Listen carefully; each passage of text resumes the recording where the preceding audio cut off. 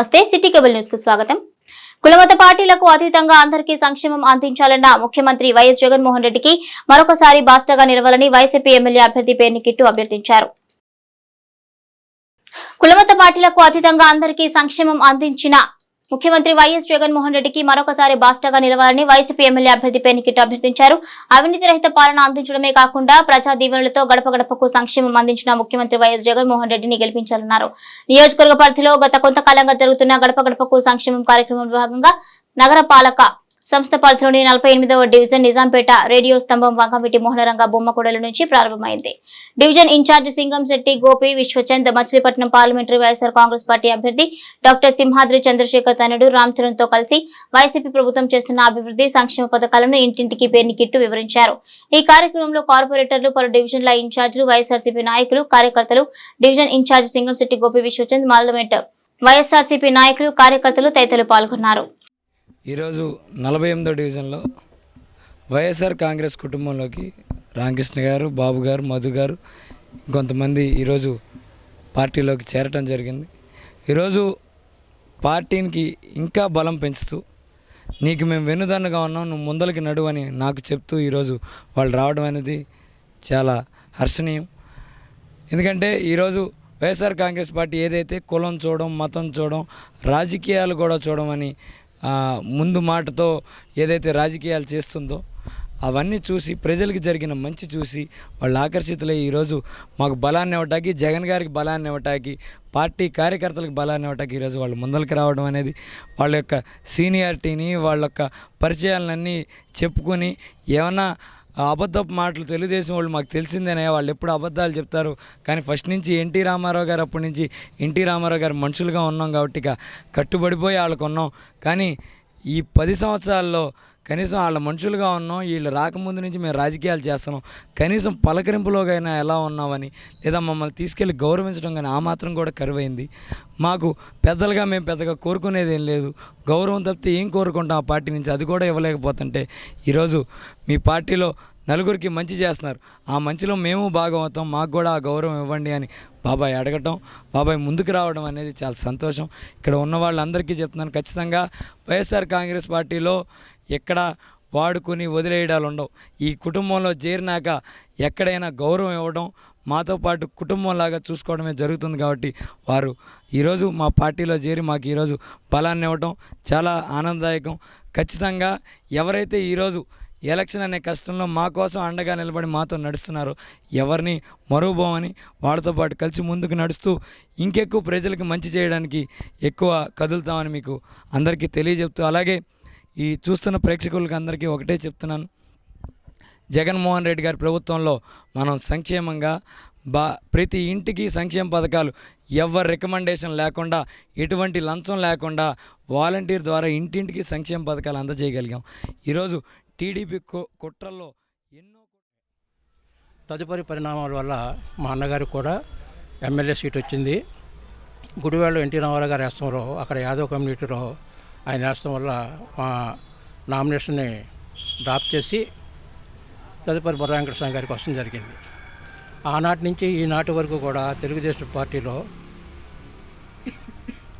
విపరీతమైన సేవ చేశానండి. అప్పుడు 83లో మున్సిపల్ కౌన్సిలర్ అయినప్పుడు అప్పుడు మేము 9 మంది మున్సిపల్ కౌన్సిలర్స్, నేను అపోజిషన్ పార్టీలో ఉండేవాడిని, మా అన్నగారు అయినటువంటి పేర్ని కృష్ణమూర్తి గారు చైర్మన్గా ఉండేవాళ్ళు. ఆ రోజు నుంచి ఈ రోజు వరకు కూడా నో కాన్ఫిడెన్స్ మోషన్ చేసినటువంటి కౌన్సిలర్స్ ఎవరో కూడా లేరు. నేను 2 టైమ్స్ నో కాన్ఫిడెన్స్ మోషన్ కూడా చేసిన సందర్భాలు ఉన్నాయి. తర్వాత తెలుగుదేశం పార్టీలో ఉన్నటువంటి నాయకులు వాళ్ళ యొక్క ప్రాధాన్యత కోసం నేను తెలుగుదేశం పార్టీలో వేరే అంటే బహిరంగంగా చెప్పకూడదు, అంత అవమానాలు కాదండి. ఆ రోజు నుంచి కూడా ఈ రోజు వరకు కూడా నేను అదే పార్టీ నుంచి ఎంతో నమ్మకంగా నేను చేసినటువంటి సేవ ఎవరో కూడా ఆ రోజుల్లో మరి 83లో తెలుగుదేశం పార్టీ అంటేనే అతి కొద్దిమంది ఉండేవాళ్ళు. తదుపరి ఎక్స్ మినిస్టర్ కొల్లు రవీంద్ర గారు ఇంటికి వస్తడం జరిగింది. నేను ఆ సందర్భంలో ఆయన కూర్చోబెట్టి, బాబు నేనేమంటే సంబోధించి ఉన్నాయంట ఎంటైర్ టౌన్ అంతా కూడా కొల్లు రవీంద్ర గారు రవి గారిని పిలిచేవాళ్ళు. నేను ఈ రోజు వరకు కూడా రేపు కూడా ఇదే పిలుస్తాను. వైసీపీ నేతల అక్రమాలను ప్రోత్సహించడం వల్ల కృష్ణా జిల్లా కలెక్టర్ పై ఈసీ వేటు వేసిందని టీడీపీ బీజేపీ జనసేన ఎమ్మెల్యే అభ్యర్థి కొల్లు రవీంద్ర విమర్శించారు. వైసీపీ నేతల అక్రమాలను ప్రోత్సహించడం వల్ల కృష్ణా జిల్లా కలెక్టర్ పై ఈసీ వేటు వేసిందని టీడీపీ బీజేపీ జనసేన ఎమ్మెల్యే అభ్యర్థి కొల్లు రవీంద్ర విమర్శించారు. కలెక్టర్ గా వచ్చిన నాటి నుండి అధికార పార్టీ నేతలకు కలెక్టర్ కొమ్ము కాశారు అని, తాము అనేకసార్లు ఫిర్యాదు చేసినా అక్రమాలపై ఎటువంటి చర్యలు తీసుకోలేదని ఆయన పేర్కొన్నారు. ఎమ్మెల్యే పేర్ని నాని పెద్ద ఎత్తున దొంగ పట్టాలు ఇచ్చారని, ఇక దీనికి కూడా కలెక్టర్ సహకరించారే గానీ అక్రమాలను అడ్డుకోలేకపోయారన్నారు. జిల్లా పోలీస్ శాఖని కూడా ప్రక్షాళన చేయాల్సిన అవసరం ఉందని కొల్లు రవీంద్ర అన్నారు. గతంలో ఎస్పీగా పనిచేసిన జాషువా అనేక అక్రమాలకు పాల్పడ్డారని, పోలీస్ శాఖ ప్రక్షాళనపై కూడా ఈసీ దృష్టి సారించి చర్యలు తీసుకోవాలని ఆయన విజ్ఞప్తి చేశారు. ఈరోజు బరి తెగించి పనిచేసిన ఆఫీసర్లకి లేకపోతే అధికారులకి ఎలాంటి గతి పడద్దనేది భవిష్యత్తులో ప్రతి ఒక్క అధికారి కూడా చాలా ప్రజాస్వామ్యబద్ధంగా విధులు నిర్వహించాల్సినటువంటి అవసరాలు ఉంటాయి. మేము అనేక సార్లు చెప్పడం జరిగింది, ఎట్టి పరిస్థితుల్లో నిబంధనలకు విరుద్ధంగా పనిచేస్తే ఇబ్బందులు పడతారు, దానివల్ల మీ ఉద్యోగాలకే ముప్పు వాటిల్లొద్దని చెప్పి అనేక సార్లు చెప్పాం. అయినా కూడా పెడచెవిన పెట్టడం వల్ల ఇవాళ అపకీర్తిని వాళ్ళ భుజాల మీద వేసుకున్నారు. ఎందుకంటే కృష్ణా జిల్లాలో గతంలో ఎప్పుడు ఇలాంటి సంస్కృతి లేదు. ఇవాళ అధికార పక్షానికి తొత్తులుగా వ్యవహరించినటువంటి అధికారులు కక్ష సాధింపు చర్యలు, దాడులు, కేసులు, ఆస్తుల ధ్వంసం, కబ్జాలు, మట్టి అమ్మకాలు, దొంగ పట్టాలు సృష్టించి దొంగ పట్టాలు ప్రజలను మోసం చేసే కార్యక్రమాలు చేయటం. ఇవాళ దానికి ఒక జిల్లా స్థాయి ఒక జిల్లా కలెక్టర్ గారినే ఎన్నికల విధుల నుంచి తప్పించారంటే ఇవాళ ప్రతి ఒక్క అధికారి కూడా దీన్ని గుణపాఠంగా తీసుకోవాలని చెప్పి నేను కోరుతాను.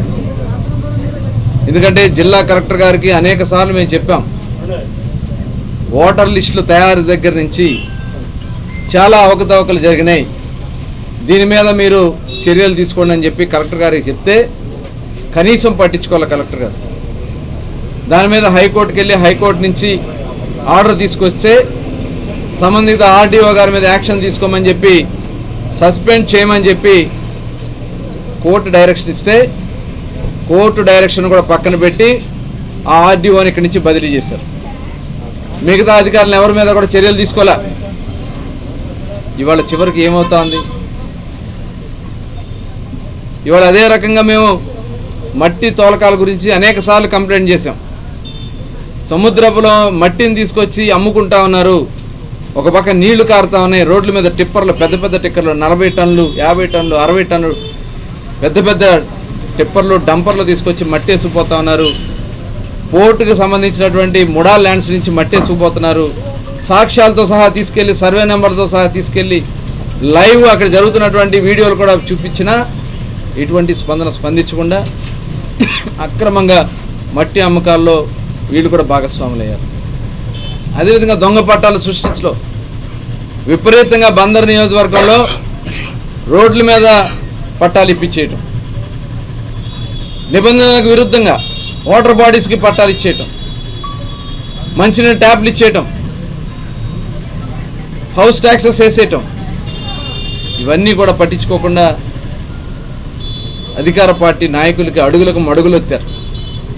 అధికార నాయకులు ఎవరో కాదు, పేరు నాని గారు చేసినటువంటి తప్పుడు కార్యక్రమాలు అన్నింటిలో కూడా ఈ అధికారులు భాగస్వాములయ్యారు. చివరికి ఎవరు బలయ్యారు? ఇవాళ అసైన్ ల్యాండ్స్కి బందరు తీర ప్రాంతంలో ఉన్నటువంటి అసైన్ ల్యాండ్స్కి పట్టాలు ఇస్తామని చెప్పి కనీసం సర్వే కూడా చేయకుండా ఇష్టారాజ్యంగా చేయాలని వాళ్ళు ప్రయత్నం చేస్తే వాళ్ళు అడుగులకు మడుగులు వచ్చారు.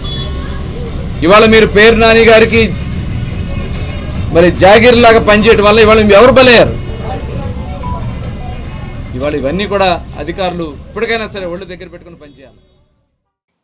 జ్యువెలరీ పార్క్ ను అన్ని విధాలా అభివృద్ధి చేసింది ఎమ్మెల్యే పేర్ని నానిని అని మాజీ డిప్యూటీ మేయర్ లంకా సూరిబాబు అన్నారు. పోతేపల్లిలోని జ్యువెలరీ పార్క్ ను ఏర్పాటు చేసింది ఎమ్మెల్యే పేర్ని నాని అని మాజీ డిప్యూటీ మేయర్ లంకా సూరిబాబు అన్నారు.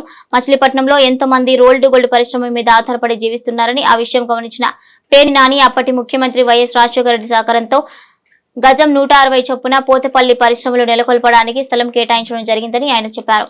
అంతేకాకుండా వారు యూనిట్లను ఏర్పాటు చేసుకుని రోల్డ్ గోల్డ్ వస్తువులు తయారు చేసుకోవడానికి నీరు, కరెంటును కూడా నానిని అందించాలని ఆయన పేర్కొన్నారు. జ్యువెలరీ పార్క్ అభివృద్ధి చెందిందంటే అది నాని హయాంలోనే అని అన్నారు. 2014 నుండి 2019 వరకు మంత్రిగా పనిచేసిన కొల్లు రవీంద్ర వారికి ఎటువంటి సహకారాన్ని అందించకపోగా ఇప్పుడు అక్కడికి వెళ్లి ఏదో అన్ని తానే చేసినట్లు ప్రచారం చేసుకోవడం దారుణమన్నారు. అంతేకాకుండా మొదటి తేదీని పింఛన్లు తీసుకునే వారికి ఎలక్షన్ కమిషన్ ద్వారా టీడీపీ నాయకులు పెన్షన్ పంపిణీ అడ్డుకున్నారని ఆయన తెలిపారు. జ్యువెలరీ పార్క్లో కొల్లు రవీంద్ర గారు తిరుగుతూ ఆయనకి చెప్పిన అబద్ధం చెప్పకుండా మొత్తం ఆ సంస్థనంతా ఈయనే పుట్టించినట్టుగా మాట్లాడుతున్నాడు. ఒకసారి మనం ఆ జ్యువెలరీ పార్క్ ఒక స్థలం ఎలా వచ్చింది, అది ఏ విధంగా ఈ రోజుకి అది డెవలప్ అయింది అనేది మాకు తెలిసిన విధంగా అక్కడ స్థలాన్ని గజం 160 రూపాయలకి పేరు నాని గారు ఆ సంస్థకి ఆ జ్యువెలరీ పార్కులు అందరికీ కూడా 160 రూపాయల లెక్కన ఆ స్థలం ఇప్పించి తరువాత వాళ్ళకి కరెంట్లు ఏర్పాటు చేసి అలాగే అక్కడ యూనిట్లు పెట్టుకునే వాళ్ళందరూ కూడా స్థలాలు ఇచ్చి కరెంట్ ఇచ్చి రోడ్లు వేసి అక్కడ వాళ్ళందరికీ కూడా ప్రతి విషయాన్ని కూడా రోల్డ్ గోల్డ్ వర్కర్ మచిలీపట్నంలో రోల్డ్ గోల్డ్ పరిశ్రమ బాగుపడాలి అంటే ఆ రోజున గీతారెడ్డి గారిని వీళ్ళందరినీ కూడా తీసుకొచ్చి ఆ రోజున జ్యువెలరీ పార్కుని డెవలప్ చేసి ఈ రోజున చేసిన ఘనత ఏదైనా ఉందంటే పేరు నాని గారిది. ఈయన అక్కడ కూర్చొని పూసలు గుచ్చేసి దండలు వేసేస్తే ఆ కసేపు అయిపోదు. 2014 నుంచి 2019 వరకు ఈయన చుట్టూ జ్యువెలరీ పార్కు వర్కర్లే కానీ వాండర్సే కానీ అందరూ కూడా వాటర్ ఇమ్మని చెప్పి తిరిగితే ఏ రోజు కూడా పట్టించుకునే దాఖలు. మళ్ళీ పేరు నాని ఎమ్మెల్యే అయ్యాక మంత్రి అయిన తర్వాత మళ్ళీ వాళ్ళకి వాటర్ సప్లై కూడా మనమే చేసాం. కరెంటు యూనిట్ వీళ్ళుండగా 8 రూపాయలు ఉండేది వాళ్ళకి. అక్కడ ఉన్న సంస్థ వాళ్ళందరూ కంపెనీ వాళ్ళందరూ కూడా నాని గారి దగ్గరికి రాజశేఖర రెడ్డి గారితో మాట్లాడి అది 3 రూపాయల పైచిలికి కరెంటు కూడా తగ్గించిన ఘనత ఏదైనా ఉందంటే పేరు నానికి. ఇవాళ కూర్చొని అక్కడ పూసలు గుచ్చేసి మేము చేసాం. ఒకసారి ఆ కంపెనీ వాండర్స్నే కానీ వర్కర్స్నే కానీ అందరినీ కూడా గుండ్ల మీద చేసుకుని ఒకసారి ఆలోచన చేయమండి. ఈ ఒక స్థలం ఇచ్చిన కాడి నుంచి ఈ రోజు వరకు ఈ క్షణం వరకు కూడా ఒక్కసారైనా తెలుగుదేశం గవర్నమెంట్లో ఏదన్నా జ్యువెలరీ పార్కులకి పని జరిగిందా అని అక్కడ తిరిగి వాళ్ళ వెనక్కి తిరిగే వాళ్ళకి కానీ లేకపోతే ఇవాళ వాళ్ళకి ఏదో సాయంగా మాట్లాడుతునే వాళ్ళని ఒకసారి గుండె మీద చేసుకొని మాట్లాడమనండి. ఏది చేసినా పేరు నాని గారు రాజశేఖర రెడ్డి గారు ఉండగానే పని. నష్టాల్లో ఉన్న రోల్డ్ గోల్డ్ పరిశ్రమకు అన్ని రకాలుగా ఆదుకుంటామని మాజీ మంత్రి టీడీపీ అభ్యర్థి కొల్లు రవీంద్ర హామీ ఇచ్చారు.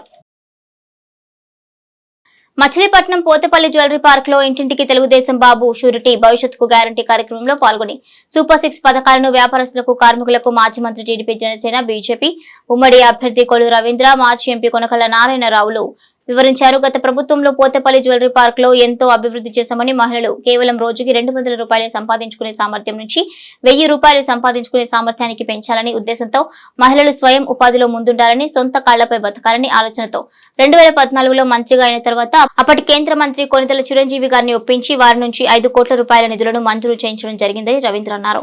ప్రస్తుతం రోల్డ్ గోల్డ్ పరిశ్రమ ఎంతో దయనీయ పరిస్థితిలో ఉందని, వైసీపీ ప్రభుత్వం హయాంలో పరిశ్రమ అభివృద్ధికి ఏమాత్రం తోడ్పాటుకు అందించలేదని ఆయన మండిపడ్డారు. ఇక తమ ప్రభుత్వం అధికారంలోకి వచ్చాక రోల్డ్ గోల్డ్ పరిశ్రమ అభివృద్ధికి శక్తి వంచన లేకుండా కృషి చేస్తామని హామీ ఇచ్చారు. ఈ కార్యక్రమంలో జనసేన నాయకులు మాదివాడ రాము, కొరియరు శ్రీను, టీడీపీ నాయకులు రాజా, సలీం, మరకాని వాసు తదితరులు పాల్గొన్నారు. ఈరోజు మచిలీపట్నంలో ఎంతో కొంత ఎంప్లాయ్మెంట్ వస్తూ ఉంది. కానీ ఇవాళ ఉన్నటువంటి పరిస్థితుల్లో కాంపిటీషన్ విపరీతంగా పెరిగిపోయింది. గతంలో బ్రాహ్మణి గారు ఉన్నప్పుడు తెలుగుదేశం పార్టీ ఆ రోజున చంద్రబాబు నాయుడు గారు ట్యాక్స్ లేకుండా ఆ రోజు గోల్డ్ కవరింగ్కి మినహాయింపు ఇవ్వడం జరిగింది.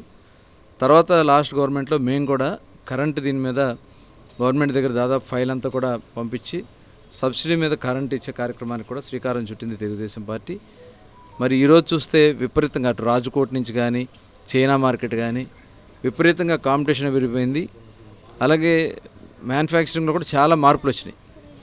గతంలో కట్టు ఉండేది, రాగి తీగ మీద బంగారు కట్టు కట్టేవాళ్ళు. తర్వాత రాగి మీద ఇత్తడి మీద కవరింగ్ వేసేవాళ్ళు, బంగారు కవరింగ్. తర్వాత ప్లేటింగ్ వచ్చేసింది, ఇలా లేకర్, ఇలా రకరకాలుగా మారిపోతుంది. లెడ్ అని ఇవన్నీ వచ్చినటువంటి పరిస్థితుల్లో అటు గ్యారంటీ ఇవ్వలేని పరిస్థితి, ఇటు చూస్తేనేమో కాంపిటీషన్ పెరిగిపోయింది. చాలా ఇబ్బందులు పడుతుంది గోల్డ్ కవరింగ్ పరిశ్రమ. భవిష్యత్తులో ఖచ్చితంగా గోల్డ్ కవరింగ్ పరిశ్రమని ఆదుకోవాల్సినటువంటి అవసరం ఉంది. ఎందుకంటే కొన్ని లక్షల మంది దీని మీద బ్రతుకుతూ ఉన్నారు. అనేక మంది ఆడబిడ్డలు వచ్చి ఇక్కడ పనిచేసుకుంటా ఉన్నారు. దాని మీద ఖచ్చితంగా ఒక ప్లానింగ్తో, ఎందుకంటే మెటల్ కాస్టులు పెరిగిపోయినాయి, ఖచ్చితంగా రేపు, ఎందుకంటే నేను ఆల్రెడీ చైనాలో కూడా గతంలో చూశాను, గవర్నమెంటే వాళ్ళకి సబ్సిడీల మీద రా మెటీరియల్ ఇస్తారు.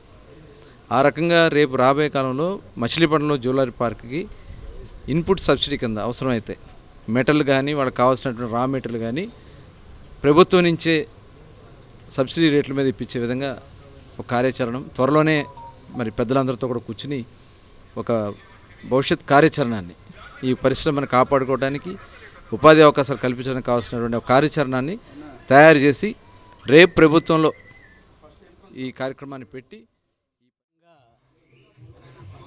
పోతేపల్లి గ్రామంలో జ్యువెల్ పార్క్లో ప్రతి ఇంటికి కూడా వెళ్ళి ప్రచారం చేయడం జరుగుతూ ఉంది. చంద్రబాబు నాయుడు గారు ప్రజల సంక్షేమం కోసం అనేక సంక్షేమ పథకాలు పెట్టడం జరిగింది. ఆ సంక్షేమ పథకాలని డోర్ టు డోర్ వెళ్ళి ముఖ్యంగా ఆడవారికి వివరిస్తూ మరి చంద్రబాబు నాయుడు గారు సూపర్ 6 ఫార్ములాని ప్రతి డోర్ టు డోర్ ఎక్స్ప్లెయిన్ చేయడం జరుగుతూ ఉంది. ఇవాళ జగన్మోహన్ రెడ్డి అధికారంలోకి వచ్చిన తర్వాత రాష్ట్రం సర్వనాశనం అయిపోయింది. పరిశ్రమలు లేవు, ఉద్యోగ అవకాశాలు లేవు, అభివృద్ధి లేదు. అప్పులు పాలైపోయిన రాష్ట్రాన్ని కాపాడుకోవాలంటే మళ్ళీ జగన్మోహన్ రెడ్డి పోయి చంద్రబాబు నాయుడు గారు, పవన్ కళ్యాణ్ గారు, బీజేపీ వీళ్ళంతా కూడా అధికారంలోకి రావాలి. ఈ రాష్ట్రాన్ని బాగు చేసుకోవాలంటే ప్రజలంతా కూడా నడుం బిగించాల్సిన సమయం ఏర్పడింది. ఇవాళ పవన్ కళ్యాణ్ గారి మాట, భారతీయ జనతా పార్టీ మాట, చంద్రబాబు నాయుడు గారి మాట ఒకటే. ఈ రాష్ట్రాన్ని కాపాడుకోవాలి, జగన్మోహన్ రెడ్డిని గద్దె దించాలి. సర్వనాశనం అయిపోయిన ఈ రాష్ట్రాన్ని మళ్ళీ గాడిలో పెట్టి బాగు చేయాలంటే ఒక చంద్రబాబు నాయుడు గారి వల్ల అవుతుంది. సంక్షేమ పథకాలు చంద్రబాబు నాయుడు గారు పెట్టినటువంటి సూపర్ 6 సంక్షేమ పథకాలని డోర్ టు డోర్ వివరించడం జరుగుతూ ఉంది. జనమంతా కూడా చాలా కన్విన్సింగ్గా మాట్లాడుతున్నారు. ఈ 5 ఏళ్ల ఈ ప్రభుత్వం, వైఎస్ఆర్ ప్రభుత్వం హయాంలో అభివృద్ధి అనేది లేదు, వాళ్ళు చాలా ప్రజాస్వామ్యాన్ని కాలరాశారని చెప్పి ఆడవాళ్ళు కూడా మాట్లాడే పరిస్థితి వచ్చింది. ఇవాళ ఆశ్చర్యంగా ఉంది. మేము ఆడవాళ్ళకు కూడా రాజకీయ చైతన్యం ఉంది. రాజకీయ చైతన్యం లేదని ఎవరు అనుకుంటే పొరపాటు. తప్పనిసరిగా రేపు రాబోయే ఎన్నికల్లో జగన్మోహన్ రెడ్డి ప్రభుత్వాన్ని గద్దెదించి భారతీయ జనతా పార్టీ, తెలుగుదేశం, జనసేన అధికారంలో తీసుకొస్తారు. మనం తప్పనిసరిగా ప్రజలంతా కూడా కాంగ్రెస్ పార్టీ వైఎస్ షర్మిల నాయకత్వంలో పూర్వ వైభవాన్ని సొంతం చేసుకుంటుందని కాంగ్రెస్ నాయకులు ఆశాభావం వ్యక్తం చేశారు. రానున్న ఎన్నికల్లో కాంగ్రెస్ పార్టీ మచిలీపట్నం అసెంబ్లీ అబ్దుల్ మతీన్ ను షర్మిల ప్రకటించడం పట్ల మతీన్ ఆమెకు కృతజ్ఞతలు తెలిపారు. వైఎస్ షర్మిల పీసీసీ ప్రెసిడెంట్ గా బాధ్యతలు తీసుకున్నప్పటి నుండి రాష్ట్రం మొత్తం తిరిగి కాంగ్రెస్ పార్టీ బలోపేతానికి ఆమె ఎంతగానో కృషి చేస్తుందని ఆయన చెప్పారు. వైఎస్ రాజశేఖర రెడ్డి చివరి కోరిక రాహుల్ గాంధీని ప్రధాని చేయడమని, ఆయన కోరికకు అనుగుణంగా షర్మిల పనిచేస్తుందన్నారు. రాజశేఖర రెడ్డి నిజమైన వారసురాలు షర్మిల అని అన్నారు. రానున్న ఎన్నికల్లో కాంగ్రెస్ అభ్యర్థిగా పోటీ చేస్తున్న తనని ప్రజలు ఆశీర్వదించాలని ఆయన విజ్ఞప్తి చేశారు. తనని అభ్యర్థిగా ప్రకటించగానే వైసీపీ నాయకులు సోషల్ మీడియాలో తనపైన అసత్య ప్రచారాలు చేస్తున్నారని ఆయన మండిపడ్డారు. ఈ కార్యక్రమంలో కోకా ఫణిభూషణ్, నల్లమూతు కుమారి, పలువురు కాంగ్రెస్ నాయకులు పాల్గొన్నారు. మచిలీపట్నం రణరంగ సంగ్రామంలో అసెంబ్లీ అభ్యర్థిగా, ఇండియా కూటమి తరఫున కాంగ్రెస్ పార్టీ అభ్యర్థిగా, ఒక మైనార్టీ వర్గీయుడైనటువంటి నన్ను అభ్యర్థిగా నిన్న రాష్ట్ర పార్టీ అధ్యక్షురాలు శ్రీమతి వైఎస్ షర్మిలారెడ్డి గారు ప్రకటించడం, ఇడుపులపాయలో వైఎస్ఆర్ గారి ఘాట్ వద్ద మరి ప్రకటించడం జరిగింది. నేను ఈ సందర్భంగా మేడం షర్మిలారెడ్డి గారికి మరి కృతజ్ఞతలు తెలియజేస్తున్నా, ధన్యవాదాలు తెలియజేస్తున్నా. నేను రాజశేఖర రెడ్డి గారి అభిమానిని. అదేవిధంగా కాంగ్రెస్ పార్టీ 99 నుంచి 25 సంవత్సరాలుగా కాంగ్రెస్ పార్టీలో కార్యకర్త స్థాయి నుంచి ఇక్కడికి నేను రావడం జరిగింది. మరి ఎలాంటి అవాంతరాలు వచ్చినా, కాంగ్రెస్ పార్టీ ఎలాంటి ఒడిదుడుకులను ఎదుర్కొన్నా, రాష్ట్ర విభజన జరిగినా, కాంగ్రెస్ పార్టీ మీద ఎవరెంత దుమ్మెత్తి పూసినా ఎక్కడ కూడా మనం తల్లగ్గకుండా కాంగ్రెస్ పార్టీ సిద్ధాంతాలకై, సెక్యులర్ వాదనకై, రాజశేఖర రెడ్డి గారి సిద్ధాంతాలకై మన చిట్టి పిల్లారయ్య దేవస్థానంలో నవమి వార్షికోత్సవ మహోత్సవం అత్యంత వైభవంగా నిర్వహించబడుతుందన్నారు.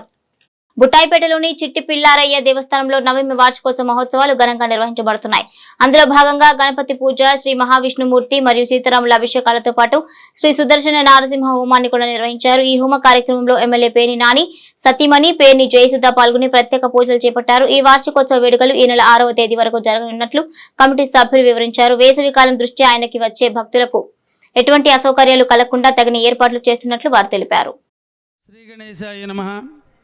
మచిలీపట్నం బుట్టాయిపేటలో వేయించేసి ఉన్నటువంటి శ్రీ చిట్టిపిళ్ళారయ్య స్వామివారు 251 సంవత్సరాల క్రితం ఆవిర్భావం చెంది ఇక్కడ అనేక తరాలుగా అనేక మంది భక్తుల్ని అనుగ్రహిస్తూ ఉన్నటువంటి ఈ దివ్యమైన భవ్యమైన క్షేత్రంలో నవమ వార్షిక వైభవోత్సవ కార్యక్రమాలు దిగ్విజయవంతంగా 31వ తారీఖు మార్చి నెల నుంచి ప్రారంభమై 6వ తారీఖు ఏప్రిల్ వరకు ఈ కార్యక్రమాలు జరుగుతున్నాయి. సప్తాహ్నిక దీక్ష. ఇందులో విశేషంగా 1,00,000 మోదక గణపతి హోమం జరుగుతోంది. అలాగే శతచండీ యాగం జరుగుతోంది. ఇది కాకుండా ప్రతిరోజు ఒకరోజు ఒక విశేషమైన కార్యక్రమాలు జరుగుతూ ఉంటాయి. ఈ రోజున 48వ డివిజన్లో టీడీపీ నుండి పలువురు మాజీ మంత్రి, ఎమ్మెల్యే పేర్ని నాని సమక్షంలో వైసీపీలో చేరారు. ముఖ్యమంత్రి జగన్మోహన్ రెడ్డి సంక్షేమ పాలన మరియు ఎప్పుడు ప్రజలకు అందుబాటులో ఉంటూ ప్రజల కష్టాలను తమ కష్టంగా భావించి తమ సమస్యలను తీర్చే పేర్ని నానిపై నమ్మకం కలగడంతో వైసీపీలో చేరమని పార్టీలో చేరిన మాజీ కౌన్సిలర్ హన్మకొండ రామకృష్ణ తదితరులు తెలిపారు. ఎన్నో ఏళ్లుగా టీడీపీ జెండా మోస్తున్నాము, అయినా తమకు న్యాయం జరగలేదని అన్నారు. ఈ కార్యక్రమంలో మాజీ deputy mayor Lanka Suribabu, corporator Ayinala Tatarao, YCP convener Chitikana Nageswararao, Gajula Bhagavan తదితరులు పాల్గొన్నారు. కృష్ణా విశ్వవిద్యాలయం ప్రాంగణాన్ని ప్లాస్టిక్ రహిత ప్రాంతంగా తీర్చిదిద్దాలనే లక్ష్యంతో ఎన్ఎస్ఎస్ విభాగం పనిచేయాలని ఉపకులపతి జి జ్ఞానమణి పిలుపునిచ్చారు. కృష్ణా విశ్వవిద్యాలయం ప్రాంగణాన్ని ప్లాస్టిక్ రహిత ప్రాంతంగా తీర్చిదిద్దాలనే లక్ష్యంతో ఎన్ఎస్ఎస్ విభాగం పనిచేయాలని ఉపకులపతి జి జ్ఞానమణి పిలుపునిచ్చారు. ఎన్ఎస్ఎస్ ఆధ్వర్యంలో నిర్వహించిన షాహీద్ దివాస్ కార్యక్రమంలో ఆయన పాల్గొని ప్రసంగించారు. విశ్వవిద్యాలయ పరిసరాలను పరిశుభ్రంగా ఉంచడానికి ప్రణాళికబద్ధంగా కృషి చేయాలని కోరారు.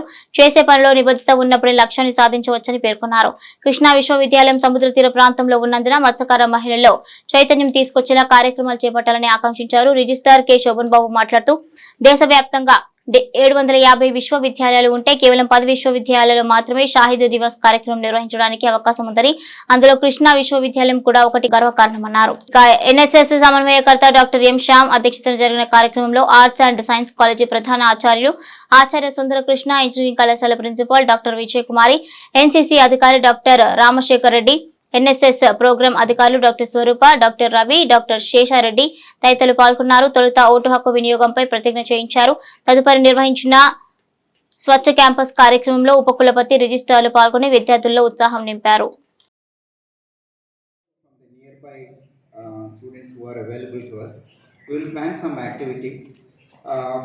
మీకు అందరికీ తెలుసు, మీ దగ్గర నుంచే ఐడియాస్ వస్తాయి, మేము మీకు చెప్పక్కర్లేదు. క్యాంపస్ని ప్లాస్టిక్ ఫ్రీ క్యాంపస్గా చేసుకోవడం అనేది వన్ ఆఫ్ అవర్ ప్రయారిటీస్ ఉంది కదా. ఇప్పుడు ఇక్కడ నిలబడి చూస్తుంటే you find so much of paper, waste paper and other waste material, garbage material. అవి ఆ ప్రెమిసెస్ ఇక్కడి నుంచే స్టార్ట్ చేస్తుంది. ముందు మనకు సామెత ఉంది కదా, ఇల్లు చక్క పెట్టుకొని తర్వాత బయటకు వెళ్ళాలి, అక్కడ చేయాలని అంటూ ఉంటారు. సో మనకు అదేంటి, this is not a cooperative season. It's a very hot summer. The days are going to be quite hot. When you have a commitment, when you have the will to do things, we will come up with some way of doing things, implementing things. Adi hot sun lo kaakapoyina morning hours lo, evening hours lo ala kuda cheyochu manam. So today's main person, NSS coordinator Dr. Shravani and other NSS coordinators. At the outset, I would like to congratulate our NSS team. Why? Because nearly in India, 750 universities are there. Out of 750, only 5 to 10 colleges were selected, universities were selected for conducting this program. Out of 750, only 10 universities were selected.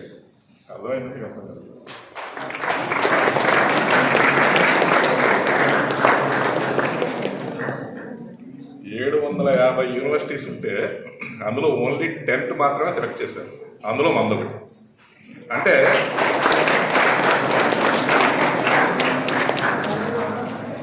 మన NSS activities ఏ విధంగా చేస్తున్నామో national wide గుర్తించారు. So దాన్ని అలాగే continue చేస్తే సరిపోతుంది. So ఈరోజు షహీదీ దివస్ అన్నారు. యాక్చువల్గా అమరవీరుల గురించి మనము సిటీ కేబుల్ న్యూస్ సమాప్తం. నమస్కారం.